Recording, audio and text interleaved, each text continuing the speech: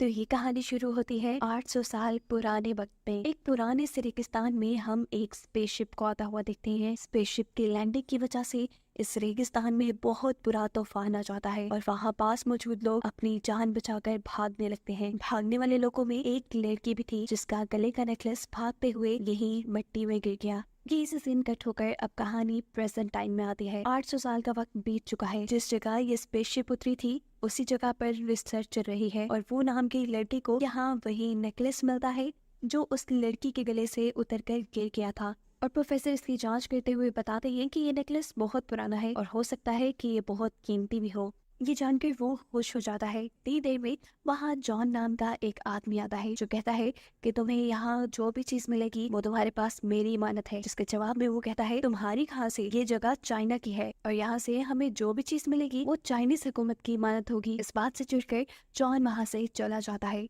हमें मालूम होता है कि वो और उसके प्रोफेसर की टीम यहाँ कई सालों से रिसर्च कर रही है और रिसर्च के बाद इन्हें मालूम हुआ कि इस जमीन के नीचे कई सौ साल पहले एक लुलान नाम का शहर हुआ करता था। इन्हें वहाँ लकड़ी के कुछ टुकड़े भी मिले थे जिन्हें मिलाने पर वहाँ लुलान शहर का नक्शा बनता था। इस नक्शे को और लड़की के नेकलेस को देखते हुए प्रोफेसर ने एक कहानी बनाई। जमीन के नीचे मौजूद शहर की हालत उन्हें ये बता रही थी कि 800 साल पहले जरूर वहाँ पर कहत आया होगा और ये नेकलेस उस टाइम पे सिर्फ मॉन्क पहना करती थी। यानी वहाँ पर मॉन्क उनकी रिलीजियस मास्टर एक लड़की थी और उसी का ये नेकलेस था। कहत पड़ने पे वो मॉन्क टेम्पल की तरफ भागी होगी लेकिन फिर तूफान के तेज होने पर उसकी मौत हो गई। सीन कट होकर पास में जाता है जहां हम उसी मॉन्क को देख रहे हैं जिसके बारे में वो और उसकी टीम बात कर रहे थे। इस मॉन्क का नाम यमन था जो अपने साथी जिन के साथ तूफान से बचकर भाग रही थी। ये लोग मुश्किल से टेम्पल तक तो पहुंच जाते हैं लेकिन जिन की हालत बहुत ज्यादा खराब हो चुकी थी। हमें मालूम होता है कि जिन यहाँ लुलान शहर का बादशाह था लेकिन अब उसकी हालत खराब थी।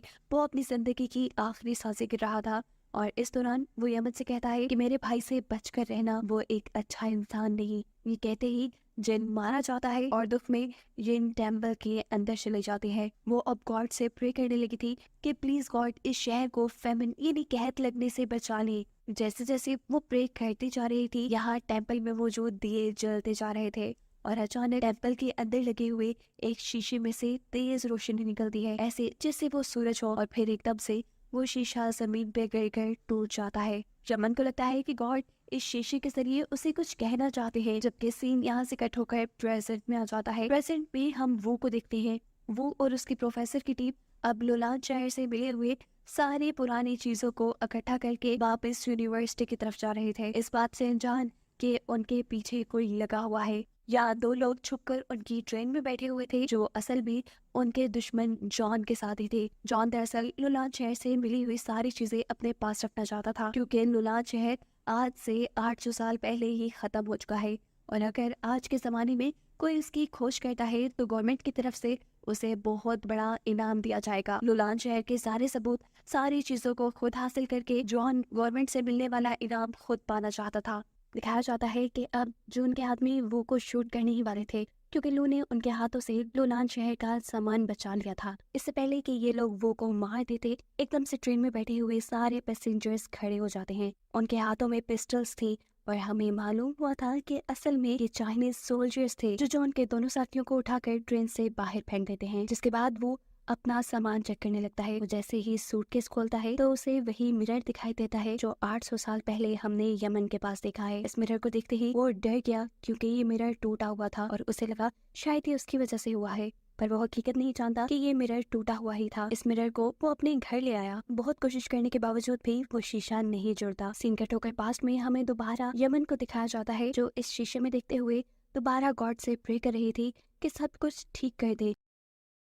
उसके प्रे करते ही हम देखते हैं कि शीशे के अंदर अजीब सा जादू होने लगा और वो शीशा खुद ब खुद जुड़ने लगा। प्रेजेंट टाइम में उसी तरीके से वो का शीशा भी जुड़ने लगा था और इस शीशे के अंदर से अब रोशनी भी निकल रही थी। एकदम से वो को किसी लड़की की आवाज आती है। वो इधर उधर देखता है, वहां तो कोई लड़की नहीं थी, इसीलिए वो डर गया। एकदम से उसकी नजर जब शीशे के ऊपर गई तो उसने वहां पे यमन को देखा। इस मिरर के जरिए यमन वो को देख पा रही थी और वो यमन को। यानी साफ मतलब था कि इस मिरर ने दो टाइमलाइंस को जोड़ दिया था। यमन को लगता है कि वो एक गॉड है, इसीलिए वो उससे प्रे करने लग जाते हैं। यहाँ वो जो ये बात नहीं समझ पा रहा था कि यमन कौन है और इस मिरर के अंदर कैसे आ पाई। वो इन सवालों का जवाब जानने के लिए यमन के बैकग्राउंड में गौर से देखने लग जाता है। तो तब उसे यमन के बैकग्राउंड में कुछ तस्वीरें नजर आती हैं। ये तस्वीरें उसने लुलान शहर के नक्शे पे भी देखी थी और अब वो बिना वक्त ज़ाया किए ये बात समझ चुका था कि इस शीशे ने दो टाइमलाइंस जोड़ दी है और वो 800 साल पीछे लोलान शहर में देख पा रहा है।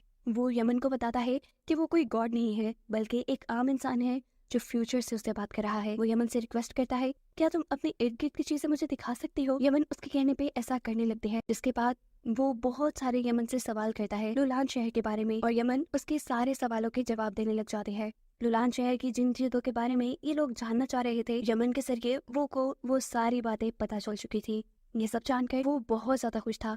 उसने सारे सवालों के जवाब ढूंढ लिए थे, लेकिन इससे पहले कि अब वो यमन से कुछ और पूछता या उसे कुछ कहता, वो देखता है कि यमन की तबीयत खराब होने लगी है। वो जल्दी से अपनी फ्रिज से जाकर कुछ खाने को लेकर आता है और उसे यमन को दे देता है। यमन भी इस मिरर के अंदर हाथ डालकर उस चीज को पकड़ लेती है और उसे खाने लगती है। ये खाने में बहुत मजेदार था। यमन ने अपने टाइम में ऐसी चीज कभी नहीं खाई थी। खाते हुए यमन वो से बातें करने लग जाती है और देखते ही देखते इनके दरमियान में अच्छी अंडरस्टैंडिंग हो जाती है। अब दिखाया जाता है कि थोड़े से ही अरसे में वो ने यमन की दी हुई इंफॉर्मेशन के जरिए लुलान शहर के ऊपर एक बुक लिख डाली थी। इतनी बड़ी खोज करने के लिए वो को गवर्नमेंट की तरफ से बहुत बड़ा इनाम भी दिया जाता है। इस सेरेमनी में हम देखते हैं कि जॉन भी था, जो वो की इस कामयाबी से काफी हैरान था। उसे समझ नहीं आ रही थी कि वो ने इतनी जल्दी और इतने सारी सच्चाइयों का कैसे पता चला लिया।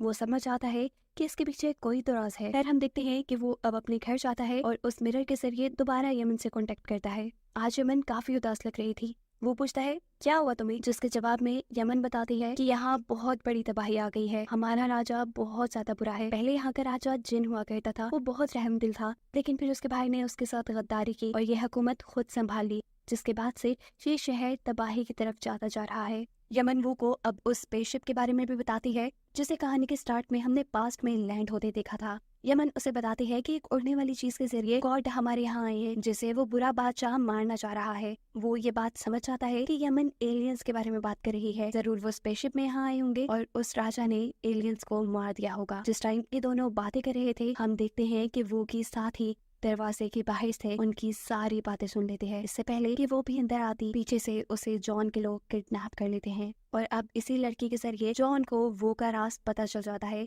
कि कैसे उसने इतनी जल्दी लुलान शहर पे एक बुक लिख डाली थी। इसीलिए जॉन अब अपने दो आदमियों को वो के घर भेजता है उस शीशे को चुराने के लिए। जबकि यहाँ हम देखते हैं कि वो उस शीशे को अपने पास रखकर सो रहा था। वो इस शीशे को अब ज्यादा अपने से दूर नहीं करता था, क्योंकि उसे यमन से प्यार हो गया था। यमन को देखे बगैर, उसे बात की बगैर उसे नींद नहीं आती थी। इस शीशे के जरिए ही यमन उसकी जिंदगी का एक हिस्सा बन गई थी, एक बहुत अहम हिस्सा। हर रोज रात को वो उसे एक पोइम सुनाता था, जिसे सुने बगैर अब यमन को नींद ही नहीं आती थी।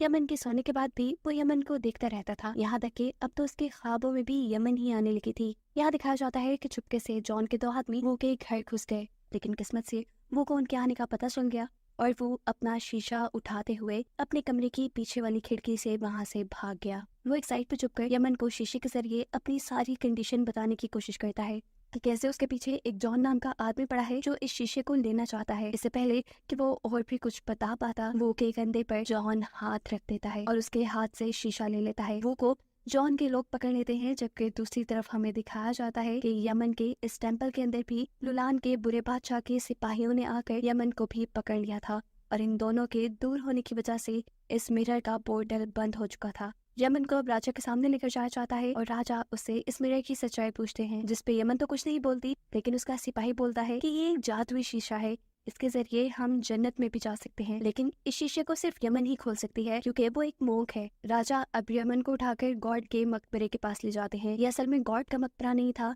बल्कि एलियंस की स्पेसशिप थी, जिसमें इन्होंने एलियंस को मारकर बांध दिया था। प्रेजेंट में हम देखते हैं कि जॉन भी वो को उस एलियन स्पेसशिप के पास लेकर जा रहा है। वो एलियन स्पेसशिप के पास जाकर वो उसे इस शीशे का पोर्टल खोलने को कहता है। जबकि 800 साल पीछे यमन के साथ भी यही हो रहा था। बादशाह उसे मिरर का पोर्टल खोलने को कह रहे थे। अलग अलग टाइम में यमन और वो दोनों ही उस एलियन स्पेसशिप के ऊपर चढ़ते हैं और उस मिरर को लेकर वो जैसे ही उसे अपने मुंह के सामने करते हैं तो यहाँ एक रोशनी का तूफान आने लगता है। यहाँ एक पोर्टल खुल जाता है और दोनों टाइमलाइंस आपस में मिल जाती हैं, जिसकी वजह से अब वो और यमन आपस में एक दूसरे को देख पा रहे थे। वो एक दूसरे के सामने आ चुके थे यमन को सामने देखते ही वो जल्दी से उसे गले लगा लेता है। यमन भी उसे देखकर इमोशनल हो चुकी थी क्योंकि यमन भी अब उससे प्यार करने लगी थी। इसके बाद वो यमन को अपने से दूर करता है और कहता है सब ठीक हो जाएगा, तुम फिक्र मत करो। जॉन को ये सब देखकर गुस्सा आ जाता है और गुस्से में वो जॉन को गोली मार देता है। उसकी गोली मारने से ये पोर्टल बंद होने लगा था। दूसरी तरफ 800 साल पीछे यमन को भी बादशाह के सोल्जर्स ने पकड़ लिया। यहाँ वो जिसे कंधे में गोली लगी थी उसके साथ ही उसकी जान बचाने के लिए उसे रेस्क्यू कर लेती है और इस बंद होते पोर्टल से बादशाह और उसके कई सोल्जर इस फ्यूचर की दुनिया में आ जाते हैं। दिखाया जाता है कि यमन 800 साल पीछे ही रह गई थी और बादशाह के इधर आते ही पोर्टल बंद हो चुका था। ये बुरा राजा जॉन से पूछता है क्या यही जन्नत है? जॉन कहता है हाँ यही जन्नत है और मैं तुम्हारा खुदा हूँ। ये सुनकर उस बुरे राजा को गुस्सा आ जाता है क्योंकि खुदा तो वो खुद बनना चाहता था। इसी गुस्से में वो अपने सोल्जर के हाथ से उसका वेपन उठाकर जॉन के एक आदमी को मार देता है। इस तरह जॉन और राजा के दरमियान में एक जंग छिड़ जाती है। राजा के सोल्जर्स के पास पुराने जमाने के वेपन्स थे जबकि जॉन के लोगों के पास आम सी पिस्टल्स थी। इससे पहले कि इनके दरमियान हुई जंग कोई और शक्ल लेती, एकदम से इस जगह दोबारा रेत का तूफान आ जाता है और ये सारे के सारे इस तूफान के अंदर धंस जाते हैं। लकीली वो और उसके साथी जो पहले ही यहाँ से भाग गए थे वो इस तूफान से बच गए थे। सीन कट होकर हमें कई साल बाद का सीन दिखाया जाता है। वो अब बूढ़ा हो चुका है। वो दोबारा इस जगह आया है क्योंकि अभी भी यहाँ पर रिसर्च जारी है। यहाँ पर अब कोई और टीम रिसर्च कर रही थी और इन्हें यहाँ पे और भी पुरानी चीजें मिली थी। उन्हीं में से एक चीज को वो उठा कर देखता है, उसमें एंशिएंट यानी पुरानी लैंग्वेज में कुछ लिखा हुआ था। यमन के साथ बातें कर करके उसे पुरानी लैंग्वेज तो आ गई थी, इसीलिए वो बहुत ही आसानी से ये लैंग्वेज पढ़ पा रहा था। इस पत्थर पे वही पोएम लिखी थी जो वो पुराने जमाने में यमन को सुनाया करता था। ये यमन का लिखा हुआ था। ये यमन का था जिसे देखते हुए उसकी आंखों में आंसू आ जाते हैं और इसी टुकड़े को देखते हुए वो कोई इस बात का भी अंदाजा हो गया था कि उस दिन पोर्टल बंद होते हुए यमन मरी नहीं थी, वो जिंदा रह गई थी और उसने अपनी बाकी पूरी जिंदगी वो को याद करते हुए गुजार दी। वो भी यमन को याद करते हुए मुस्कुराता है और ये कहानी यहीं खत्म हो जाती है।